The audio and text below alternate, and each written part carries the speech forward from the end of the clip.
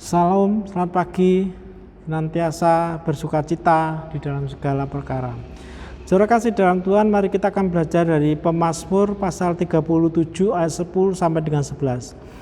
Karena sedikit waktu lagi, maka lenyaplah orang fasik. Jika engkau memperhatikan tempatnya, maka ia sudah tidak ada lagi. Tetapi orang-orang yang rendah hati akan mewarisi negeri dan bergembira karena kesejahteraan yang berlimpah-limpah.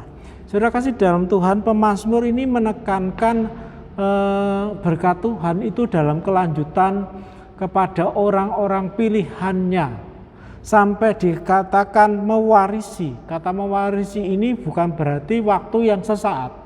Saudara kasih dalam Tuhan, seringkali kita akan menjadi iri hati terhadap orang-orang yang berlaku jahat. Kayaknya sih Tuhan memberkati, tapi jangan lupa dia bukan memiliki waktu yang panjang untuk mewariskan itu kepada keturunannya demi keturunannya.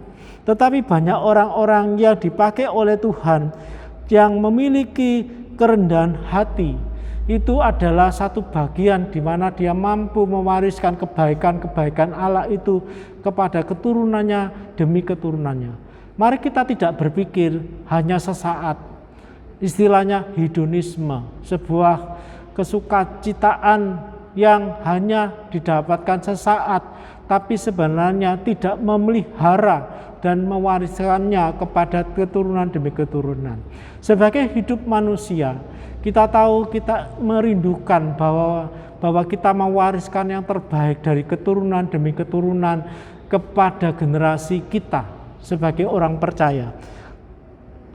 Hanya kuncinya, pemazmur mengajarkan, mari kita hidup rendah hati. Mari kita tidak iri hati terhadap kejahatan dan hasilnya hanya sesaat. Tetapi mari kita bersukacita, berupaya apa yang baik itu diwariskan kepada generasi demi generasi, yaitu anak-anak Allah yang Tuhan percayakan kepada kita. Mari kita mensyukuri itu sebagai bagian yang terpenting. Nama kita akan dipakai oleh generasi kita sebagai warisan yang baik bagi Tuhan dan bagi umat Allah.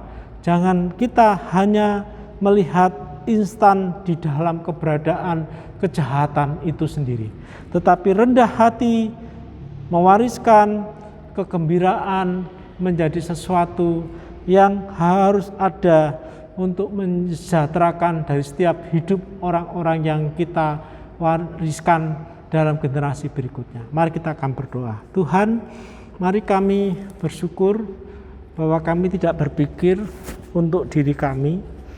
Kami rindu bahwa dalam segala perkara memungkinkan bagi kami untuk berpikir waktu kekekalan, di mana anak-anak Allah yang menjadi bagian keturunan kami tetap akan mewarisi hati yang rendah hati, di mana mereka akan selalu mengelola segala pemberian Tuhan itu untuk berpikir tidak hanya sesaat bagi kemakmuran diri sendiri atau bagi